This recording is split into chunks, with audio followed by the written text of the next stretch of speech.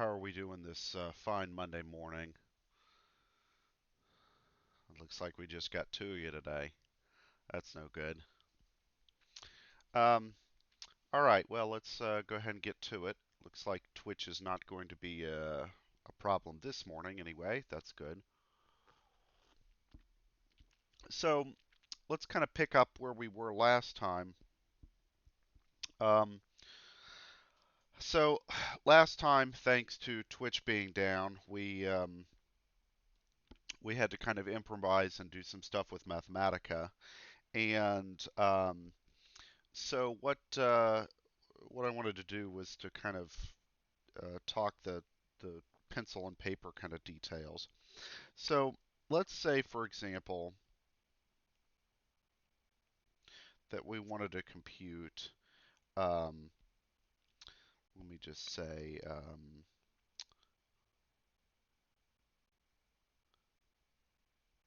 Well, here. Sorry. Let me change this.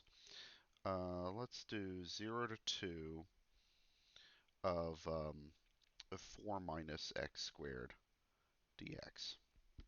Okay, so what this represents uh, is if I sketch the curve from 0 to 2, well, this is horribly out of scale. You guys will forgive me. Then 4 minus x squared is a parabola, and so we would be looking for the area underneath this thing. Um, and so what we want to do is we don't know how to approximate that other than that Archimedes trick that I showed you guys. Uh, so there's what we're going to do is just at least try to approximate it, and then we'll see how we can make the approximation better. Um, or for now, approximate. Okay, so um, if I just want to approximate it, then what I'm going to do is let me take n to be 4. And so what I'm going to do is I'm going to divide up my interval, which in this case is 0 to 2. I'm going to divide it up into 4 chunks. Okay, so then my points here would be at 1/2, or sorry, eh, this would be 3/2, not 3/4. Sorry. Okay, so those would be the points that uh, if I subdivide everything equally. There's no restriction, by the way, that we have to subdivide everything equally, but certainly it's a lot more convenient if we do so. So in practice, that's usually the way to go, at least to start. Um, okay, so now what I need to do is I need to say, um, how can I approximate the area? Well, I'm going to do it by drawing a bunch of rectangles. And I'm going to draw the rectangles so that the height of the rectangle is given by the point where um, the on the function. Okay, so there I've drawn 4 rectangles, and these are left-handed rectangles because the heights of them the intersect. So the top left corner of the rectangle intersects the curve. We could have also done the top right, and we'll do that in a moment, and see what we get.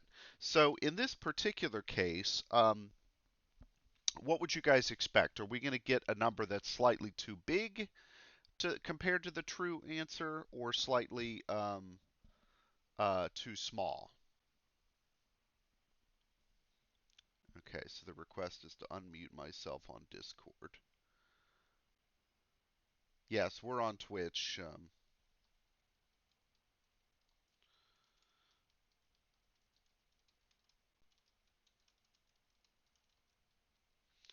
Um, Too big? What's too big? Oh, yeah, duh, sorry. Yeah, it'll be a little bit too big because in this particular case, the rectangles all overshoot the area. Okay, so what's going to be the area of this whole thing? Well, we've got four rectangles, so it's going to be the width times the height, and the first rectangle is 1/2 unit wide, 4 units tall. The second rectangle is 1/2 units wide and 4 minus a half squared. Um, Here, let me write that more neatly. Units tall. Okay, so how did I get 4 minus a half squared? Well, what I'm doing is I'm taking my x values and plugging them into the function 4 minus x squared because that's the function I chose here. Okay, plus a half times 4 minus 1 squared plus a half times 4 minus 3 halves squared. Okay, so that would be the area of all four rectangles added together, and then we would just have to do some arithmetic to see exactly what number that is, which we'll do in a moment, but for the moment, we don't really care. It's just whatever it is. Couple things to notice. The first is that in this particular case, because we have the widths all be equal, we could factor that out. Um, and the other thing is that um, we can write this in a more compact way. So I'm going to write it here. Um,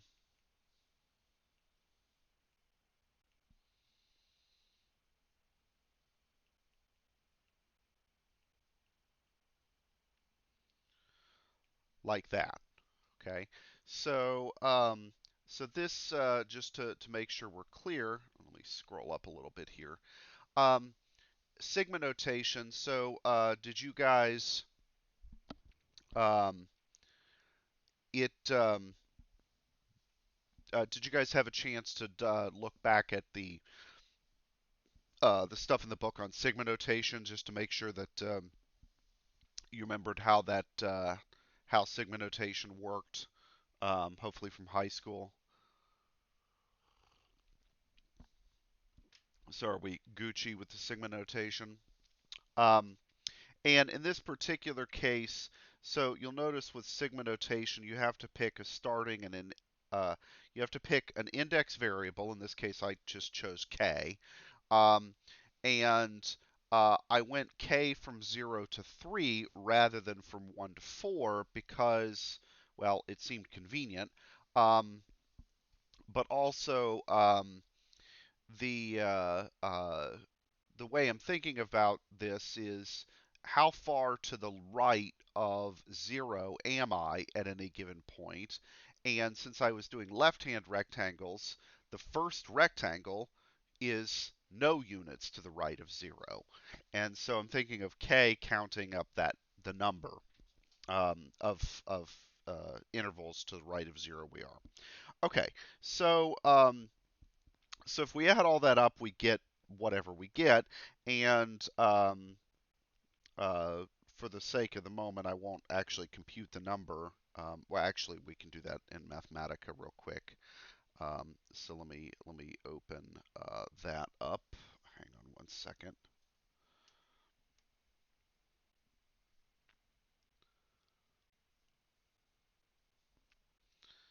Um,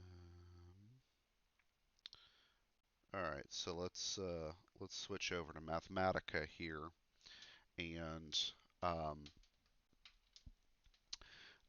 compute this. So let me blow up the text so you guys can actually see it. Um, the sum and what we're adding up was 1/2 times 4 minus k over 2, or 1/2 k squared, and then we're adding up that with k being the variable from 0 to 3. So this is the equivalent notation, um, or this is an equivalent way to type the sigma notation in Mathematica.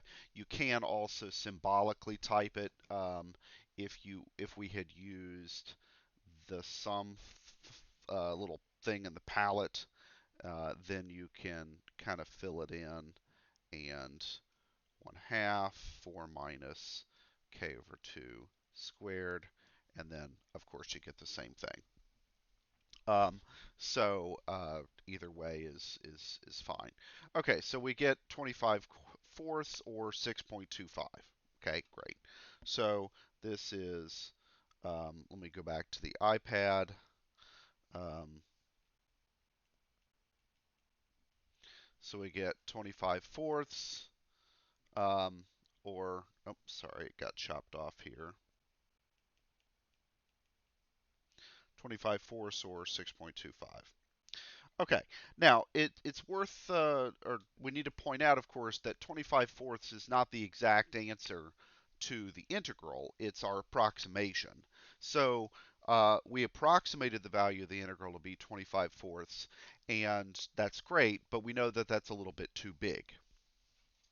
Okay, now on the flip side, I could have uh, drawn my rectangles so that the right-hand endpoint, let me choose a different color other than this green. Let's go with red here so it stands out. I could have drawn the rectangles this way. And then the fourth rectangle is a little bit funny because it has basically height 0. Um, so it's kind of a squashed rectangle, but whatever. Um, and so that approximation would be, if we wrote it out explicitly, it'd be 1/2 times 4 minus 1/2 squared plus 1/2 4 minus 1 squared plus 1/2 4 minus 3/2 squared plus 1/2 4 minus 2 squared. Um, and we can write this one in sigma notation, and I'm going to write it this way. I'm going to go k equals 1 to 4 this time, and then the benefit of that is that I can keep the exact same formula I had a minute ago. So, sorry, let me scroll slightly. Looks like this is getting slightly chopped off here, so let me try and scroll them for a second. So I get that.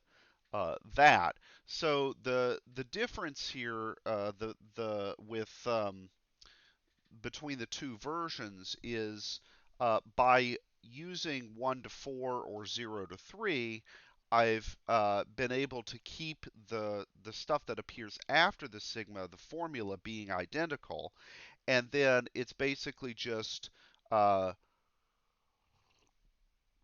I'm choosing which 4 things I plug in. Now, maybe another way to think about this is, if the interval goes from 0 to 2, and if divided into 4 pieces, then there are actually 5 points that I'm working with: 0, 1/2, 1, 3/2, and 2. If we want 4 rectangles, then we're only going to be using 4 of the 5 of those endpoints to plug into our function. And so the question is, which 4? The first 4 or the last 4? And the left-handed version uses the first 4. The right-handed version uses the last 4, but otherwise they're the same idea. Okay, so let's go back over to Mathematica and get our approximation to this. Okay, so if I change my summation here uh, to go from 1 to 4, and then I'm going to delete this sort of other copy here because we don't need that. Okay, then we get for the right-handed versions, we get 17 quarters. Okay, now, all right, so 17 quarters is what we got. Great. So let's go back to the iPad. Um, all right, so we got 17 quarters for that. Wonderful. Um, and 25 quarters for the right-handed version, or sorry, the left-handed version. And in this case, even with my crappy sketch, we can see that the in this particular example, the left-handed version was too big, the right-handed version was too small. Um, and so the true answer is going to be somewhere between 17 fourths and 25 fourths. And the question is, what exactly is it? In this case, we could do the Archimedes trick to figure that out. Um, but at least we have an approximation here. Okay, so does that kind of make sense that we've got an approximation that it's somewhere between 17 fourths and 25 fourths, but we don't know any better than that at the moment where we are? Does that make sense?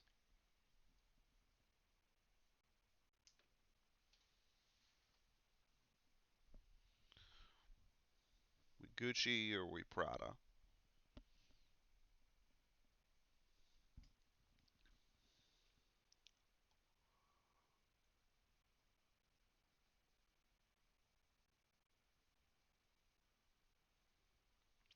All right. Well, um, hopefully you guys are okay. So how could we make this approximation more accurate? What could we do to make this better?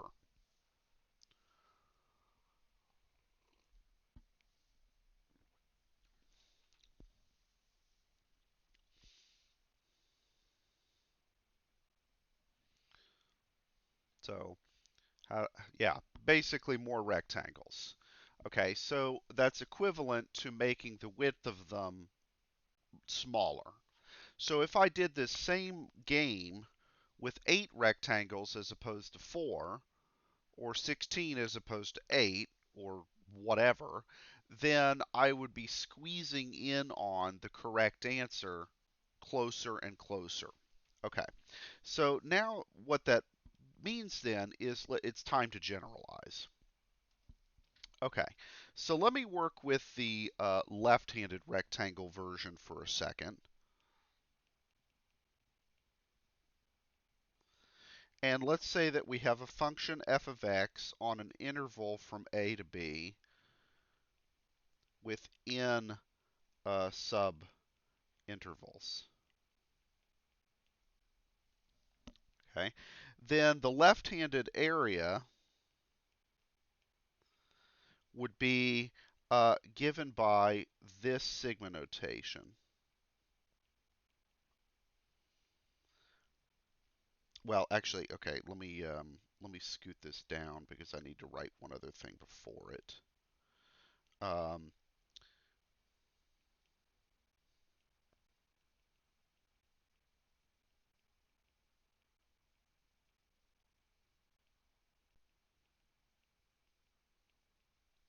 okay, so if I divide it into equal sized chunks, then the total width of the interval is b minus a. And if I divide that into n pieces, then each one is going to be b minus a divided by n units in width. And I'm going to call that quantity delta x, whatever it is. Okay, so got that. Um, and so what was our area?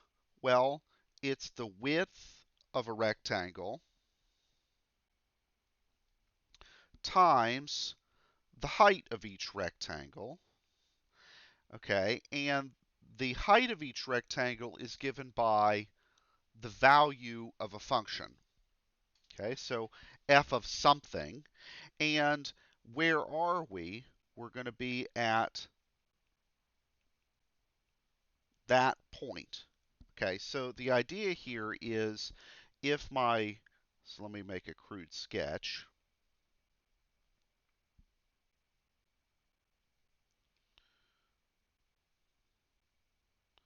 Okay, so something like this. So A is my thing here, and then basically I'm just counting how many delta x widths uh, further past A am I going. Okay, so what we have, right, is just width times height.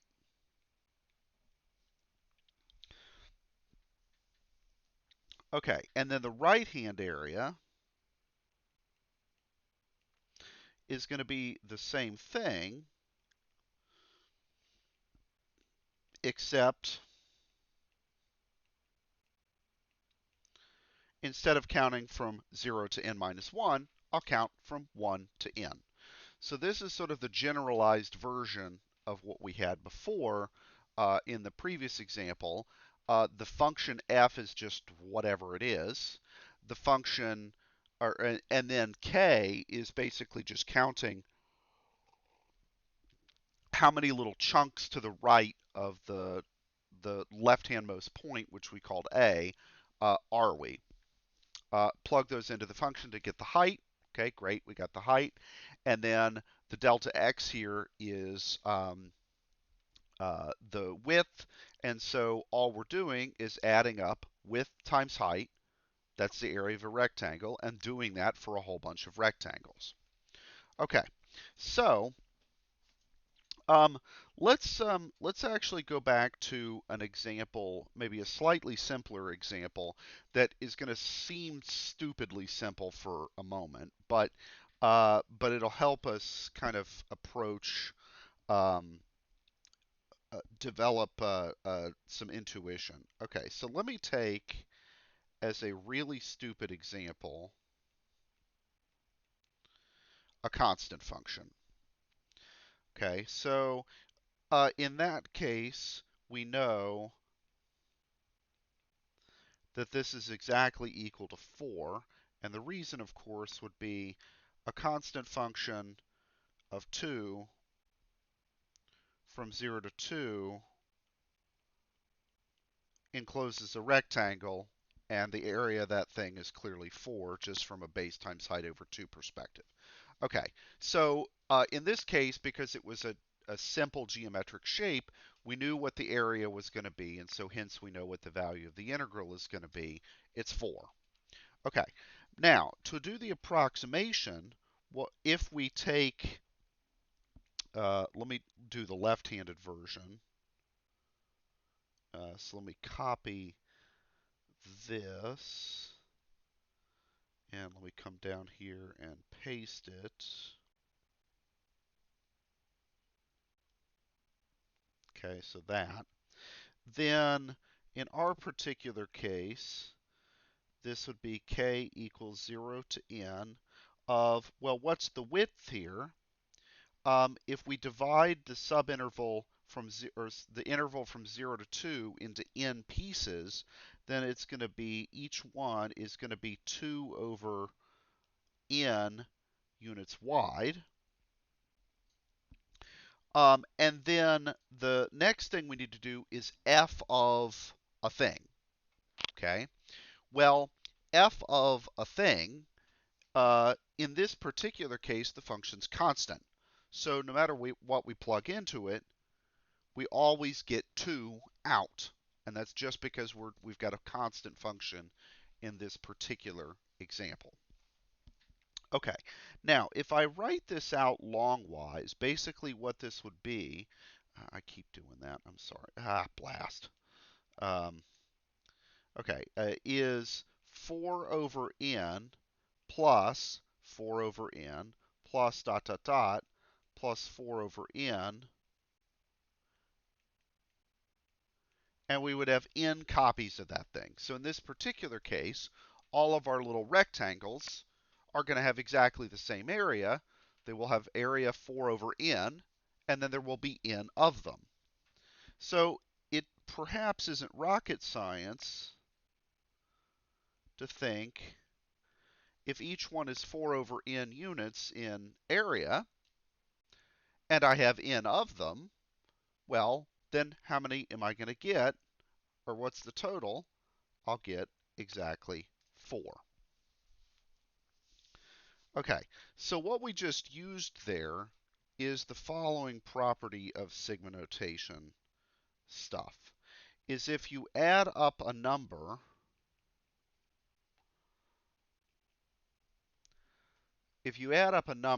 let's say the number c, and you add it up n times,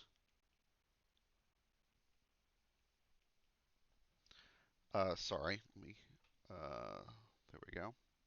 If you add up a constant number n times, then you just get that constant times n, right? So this is essentially the definition of multiplication, that, thinking of it as repeated addition.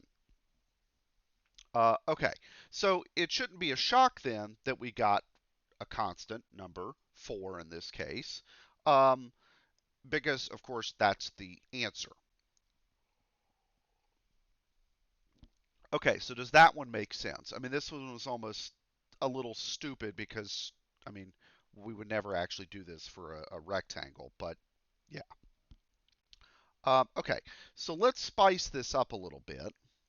And let's say instead that I have f of x equals 2x on the interval 0 to 2. So now the shape is still somewhat simple.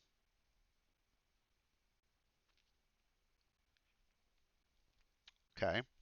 Um, well, you know what? Now, let me just do x here, so that my picture doesn't suck. Okay, so the area here is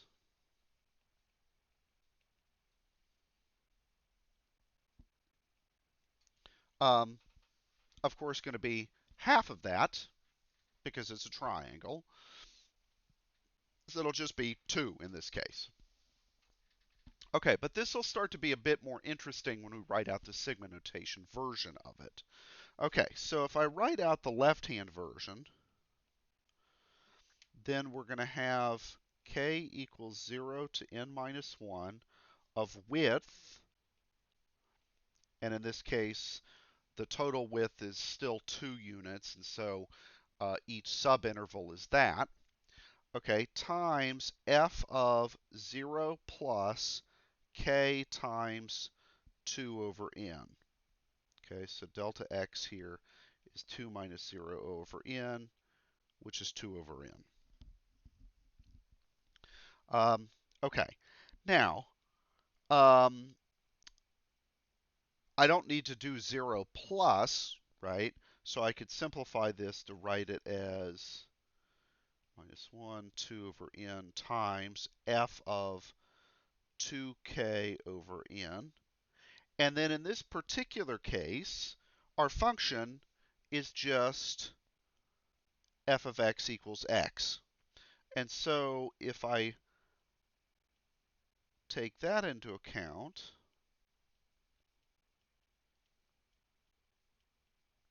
then I get this. Okay, I get 2 over n times 2k over n. Okay, because the value that I plug into the function is exactly what I get out of it in this particular example. Okay, and what I'm going to do is I'm going to simplify here. I'm going to write this as 4 over n squared times the sigma, like that. Okay, and the reason that I can pull the 4 out and the n squared out is basically because, well, each term has them, and they don't have anything to do with k. So I'm allowed to pull anything that does not have to do with k out of the symbol. Okay, that's essentially just factoring. And anything that still depends on k has to stay inside. Um, and then the reason I wrote it that way um, it will become clear in a moment.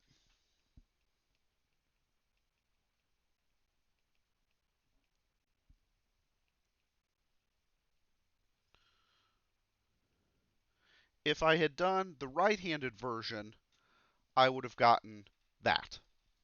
Okay, so they look very similar, obviously. They're not quite identical. Okay. The question, though, is, do we know what either of these two things are? Not quite. Okay, so let me take the second one, and let's actually just start writing this out. So if I have the sum k equals 1 to n of k, then this would be 1 plus 2 plus 3 plus 4 plus dot dot dot plus n minus 2 plus n minus 1 plus n. Okay, so it's going to be all of that crap added together. All right, now our quest is to figure out a formula for this that depends only on n, if we can. And in order to sort of motivate that, let's take a specific example. Let me do this example.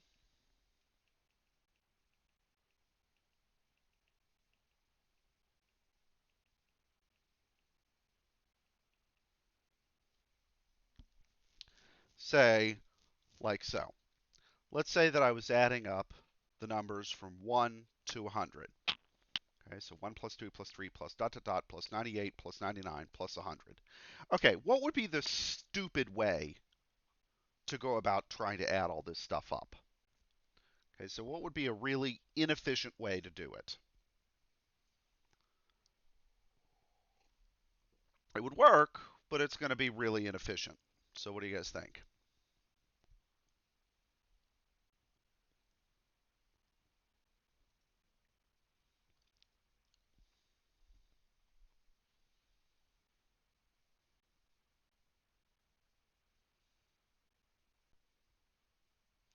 So hopefully you guys see that if we just did this in order and we thought, okay, well, 1 plus 2 is 3, plus 3 is 6, plus 4 is 10, plus 5 is 15, plus 6 is 21, plus dot dot dot, and then we sit here for an hour, then eventually we would get it, okay? But that would be really time consuming.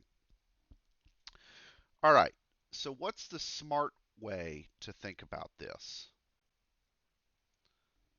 Okay, and this is somewhat clever, and maybe it's too clever for 8 in the morning. So let's see if any of you guys see the clever way to do this.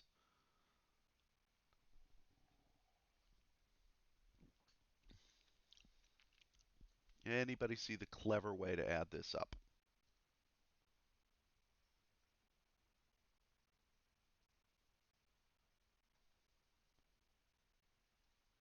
No? All right. Once I show you guys, you're going to be like, oh, well, of course. All right, so here's the trick. What's 1 plus 100? It's 101. What's 2 plus 99?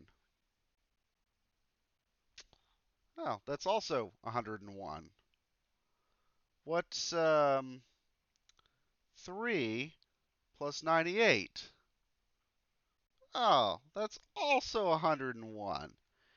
And what I'm doing is pairing up the numbers from the outside in. So each pair adds up to 101, and I have 50 pairs. And so I get 50/50. That's it. No need to add it all up one at a time, right? So I've been really clever here. And the generalization of that is to say it this way.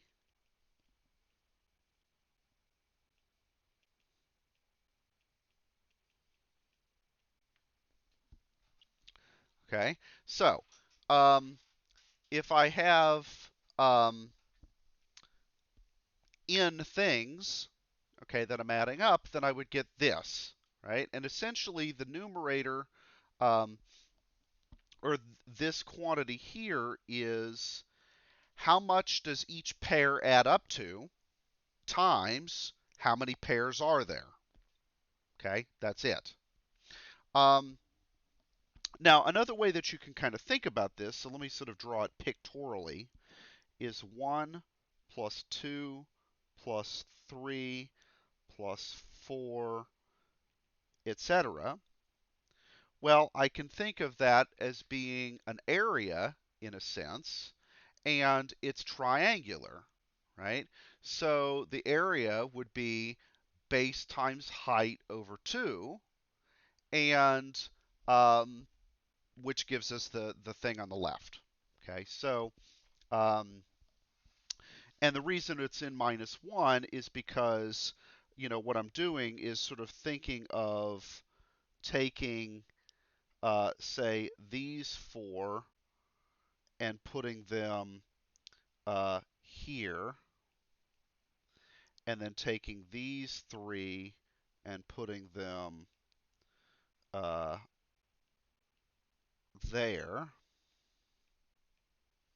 Okay, and then I have n over 2 this way, and n, uh, sorry, I'm sorry guys, this should have been a plus right there. That's why.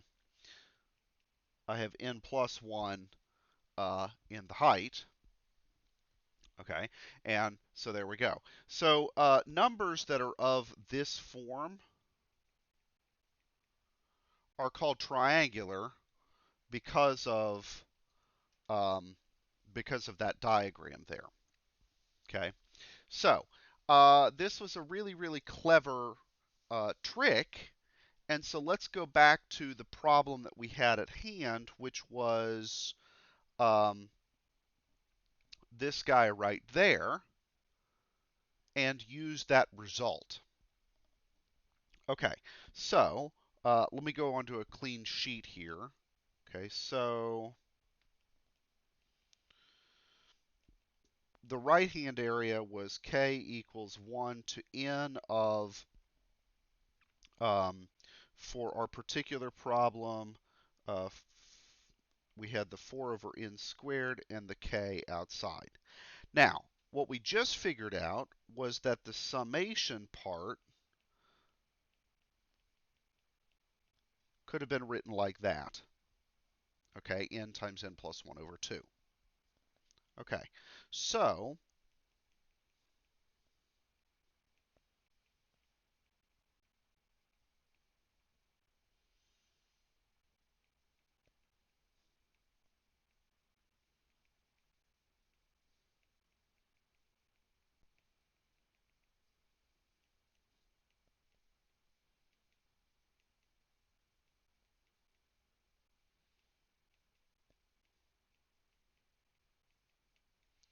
all right, so the gambit here is to say, all right,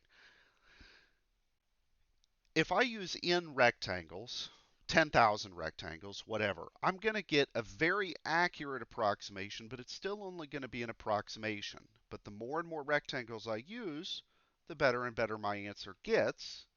So let's use n of them. And then let n go to infinity. Okay, so then the question is, what is the value of that limit? It ought to be 2, because that's the answer to this question, right? We already knew that because it was a triangle. But why do we know that the answer to this limit really should be 2? Well, let me multiply out. Well, first off, let me simplify a little bit. I've got a 4 and a 2 there, so let's simplify that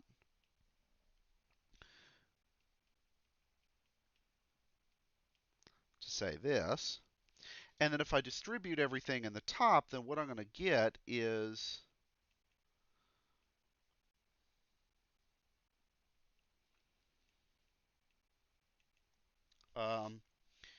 oops, sorry, and I need the limit still.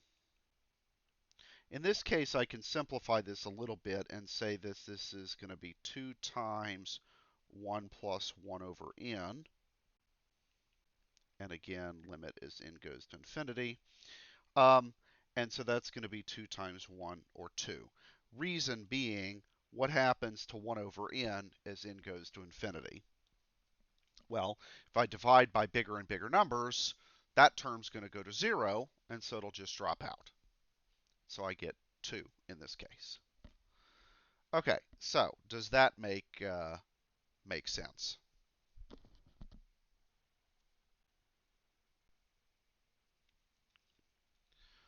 Okay, so to sort of recap some of the tricks that we've learned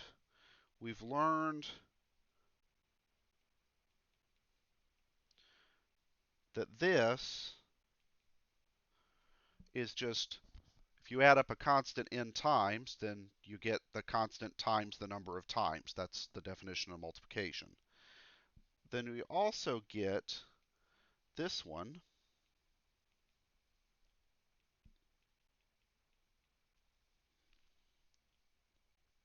Okay, and that's the one that we just used. And then I'm going to write out one more that we're going to need in a moment. And this one's a lot harder to see why this is true.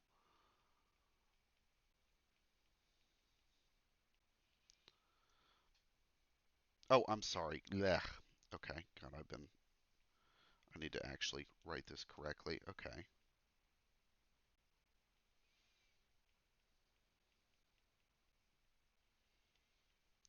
So this one is a lot harder to demonstrate why it's true. Um, n times n plus 1 times 2n plus 1 all over 6. That's what you would get if you add up k squared. Um, and it's a lot harder to draw the picture to explain that one. It is possible to do one, but that would take us probably a couple of hours to motivate. So just trust me on that last one, that I'm not lying to you. Okay, and so we'll actually use that last one. So let's say that we had f of x is x squared on 0 to 2. Okay, so, well, you know what, actually, let me actually make it 4 minus x squared for just a moment, since we've already kind of looked at that. So just a quick sketch, of course, right? It's a parabola that looks like that. And if we go ahead and throw our little Archimedes trick at it, then the area of that triangle is 2 times 4 over 2 units, or 4. And so the parabola is 4/3 times that. So we should have 16/3 as our exact answer. Okay, and that kind of makes sense because what we had when we did this in Mathematica, um, we said it was somewhere between 17/4 and 25/4, and then the question is just what was it? Or no, wait, actually, sorry. Um, yeah, no, that's right, because we did 0 to 2 on that one. So I claim that it's going to be exactly 16/3 when we work all this out. All right, so if we go ahead and write the right-handed area again, it's going to be the sum, k equals 1 to n, of the width, which again, for this one, is 2 over n, times the height, um, or sorry, that should be k times 2 over n squared, like that. Okay, so now we've got to simplify all this mess. And like we did before, the first thing I'm going to do is pop the 2 over n out. And the reason I can do that, of course, is basically that's just factoring. Okay. And then here, I've got that. And then I'm going to simplify this to say this is, um,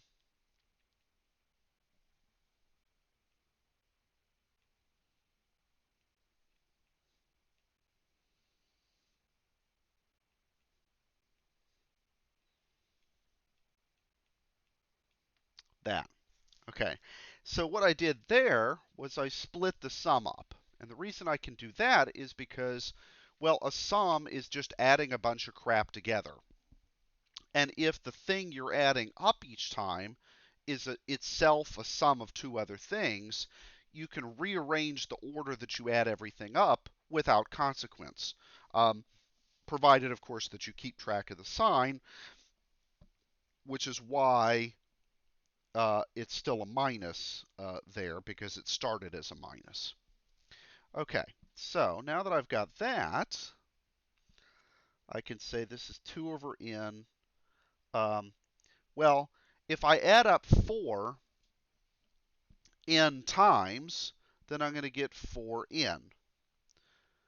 Minus, let me pop out the 4 over n squared.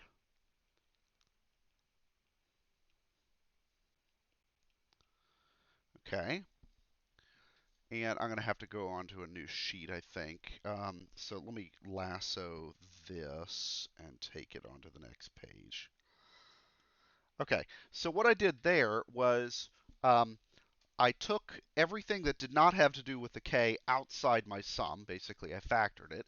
And then the k has to stay, or in this case, k squared, has to stay inside the sum. All right, so let me go over to a new sheet here and paste that in. Okay, so we've got that. And then, based on what we said before,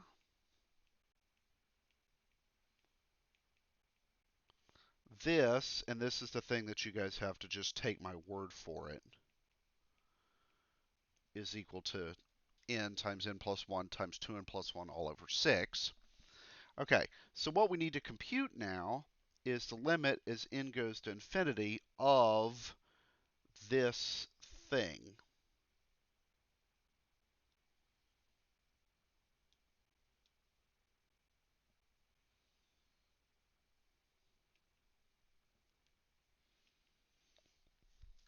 Okay, so we should probably simplify this a little bit. The first term is 2 over n times 4n. Well, that's 8. Okay, so that would be this times that is 8. Minus the limit as n goes to infinity of 4 times n plus 1 times 2n plus 1 all over 6n squared.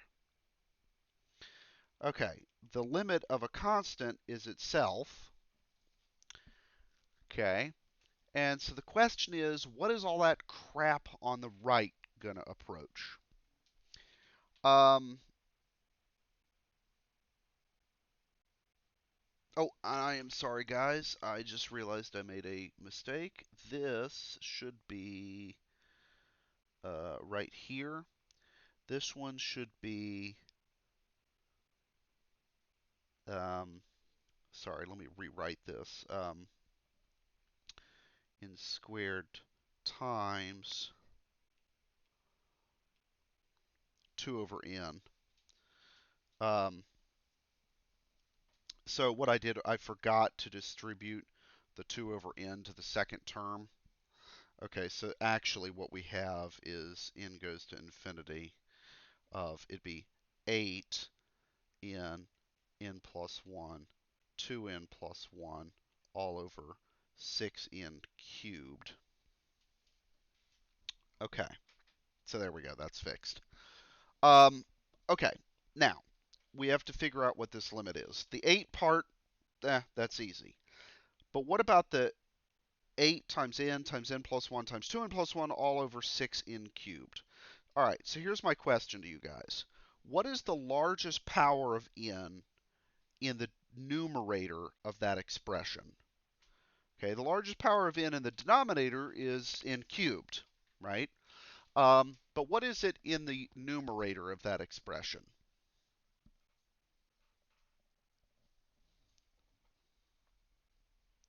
Okay, so if you were to FOIL all that crap out, you guys would get 16n cubed. Okay, so this is 8 minus limit as n goes to infinity of 16n cubed plus crap all over 6n cubed. Okay, but who matters here? Only the biggest power of n, and so this is going to be that. Okay, basically the crap doesn't matter. Okay, and 16/6 is the same as 8 minus 8 thirds, and if we get a common denominator, then this would be 24 thirds minus 8 thirds, which is 16 thirds. Oh, lo and behold, does that look familiar? 16 thirds. I've seen that number before. Okay, so we did it. We got the exact answer. Okay, and in a sense, kind of proved the Archimedes trick. Anyway, okay, so we should probably quit here. You guys hopefully noticed or will notice here shortly that I posted a bunch, basically the remaining pile of assignments to Edfinity. For basically the rest of the semester. So I made all of them do, well, all but one of them due Friday next week, which is the last day of class, and then the final one due basically when our final exam would have been. Um, we're not going to have a final, and after much soul searching, um, we're also not going to do that final project. There's just not, I need another week to really do it properly with you guys. But yeah, so anyway, all right, so we'll go ahead and quit the stream here. Hope you guys have a good rest of your day, and I will see you on Wednesday, if not sooner.